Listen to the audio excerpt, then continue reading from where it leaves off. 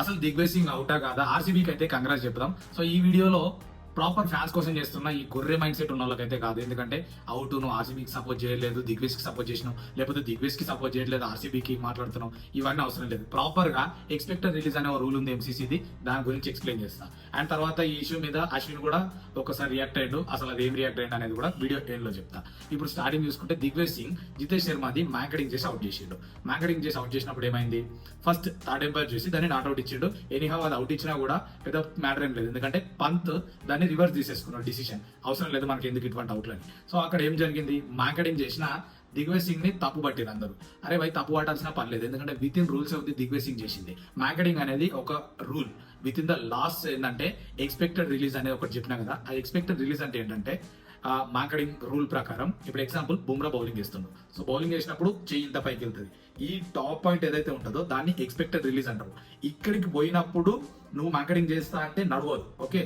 But ఇట్లా చేయి లేపేటప్పుడు action batters మీద నువ్వు అబ్జర్వ్ చేసినావు, ఇట్లా చేసినప్పుడు అక్కడ బయటకు వెళ్ళినాక నువ్వు ఇటు కొట్టేస్తే అది క్లియర్ అవుట్, ఒకవేళ బయట ఉంటే బ్యాట్.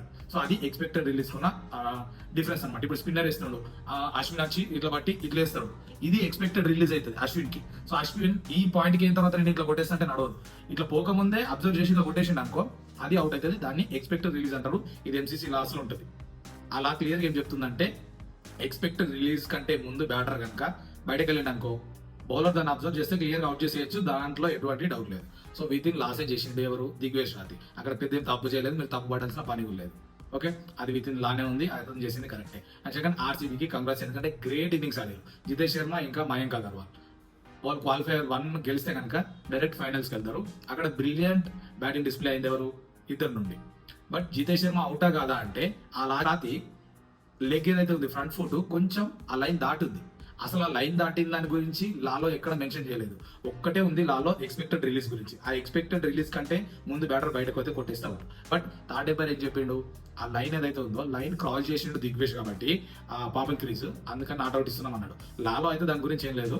బట్ ఈ లా గురించి విన్న తర్వాత అంపైర్ డిసిషన్ మీద మీ ఒపీనియన్ ఏంటనేది కామెంట్ చేయండి. సో ఇది క్లారిటీ వచ్చింది అనుకుంటా, అది అవుటా కాదా అనేది. సో ఎనీహౌ అది అవుట్ ఇచ్చినా అవుట్ ఇవ్వకుండా పెద్ద ఫరక్ పడేది కాదు, ఎందుకంటే లిటరల్లీ పంత్ ఆ డిసిషన్ ని రివర్సల్ చేసుకున్నాడు. ఒకవేళ అవుట్ ఇచ్చినా మాకు వద్దు అన్నాడు కాబట్టి ఆ డిసిషన్ పెద్ద ఎఫెక్ట్ చేయబో మ్యాచ్ మీద, రైట్.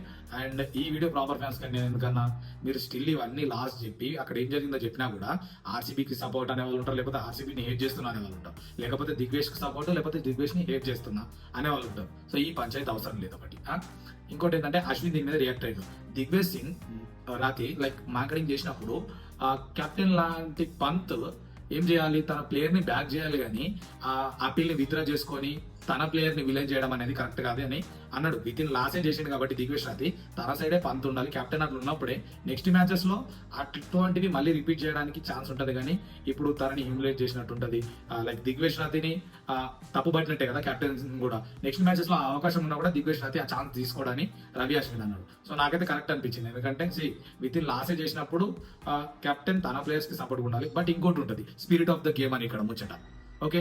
మ్యాంకడింగ్ చేసి అవుట్ చేయడం అనేది స్పిరిట్ ఆఫ్ ద గేమ్ కాదని చాలా మంది అంటారు. బట్ లాస్ట్ లో క్లియర్ గా మెన్షన్ చేసింది ఏంటి, ఎక్స్పెక్టెడ్ రిలీజ్ ఏదైతే ఉంటుందో ఈ టాప్ దానికంటే ముందు బ్యాటర్ బయటకు వెళ్తే ఖచ్చితంగా అవుట్ చేయొచ్చు అని లాసే చెప్తున్నాయి. విత్ ఇన్ ద లాస్ట్ చేసినప్పుడు అది స్పిరిట్ ఆఫ్ ద గేమ్ కిందకి వస్తుంది. బట్ లైక్ హ్యూమన్స్ కదా, అలాంటి కొన్ని అనవసరమైన అవుట్లు తీసుకోవడం వల్ల స్పిరిట్ ఆఫ్ ద గేమ్ దెబ్బతింటుంది అంటారు. సో అక్కడ ఈ రెండు కాన్ఫ్లిక్ట్స్ అయితే కూడా అయితే అది పంత్ విషయంలో ఏం చేసిండు, స్పిరిట్ ఆఫ్ ద గేమ్ చూపించిండు. తన వర్షంలో తను కరెక్టే. దిగ్విజయ్ ఏం చేసిండు, లా యూజ్ చేసుకొని అవుట్ చేద్దాం అనుకున్నాడు, తన వర్షంలో తన కరెక్టే. ఇక్కడ ఎవరు తప్పు చేసింది కాదని నా ఒపీనియన్. బట్ మ్యాంకడింగ్ రూల్ ప్రకారం అయితే క్లియర్ గా ఏముంది, ఎక్స్పెక్టెడ్ రిలీజ్ కంటే ముందు బయటకు వెళ్తే అవుట్ చేసేయచ్చు అనేది క్లారిటీ. ఈ లా గురించి మీరు ఎంతమంది తెలుసు అండ్ అది అవుటా కాదా అనేది ఒకసారి చెప్పండి. చేస్తున్న థర్డ్ ఎంపైర్ ఆ పాపింగ్ గ్రీస్ దాటిండని ఒక కొత్త వర్క్ వచ్చిందో దాని గురించి అసలు రూల్లో లేనే లేదు. సో ఇది ఇష్యూ గురించి క్లియర్ గా అండ్ ప్రాపర్ ఇన్ఫర్మేషన్ దొరికింది అనిపిస్తే follow cricket bus Telugu and share this video to all RCB fans. ఇంకా ఈ ఇష్యూ మీద ఏదైతే డౌట్స్ ఉన్నారో చాలా మంది వాళ్ళకి వీడియో షేర్ చేయండి.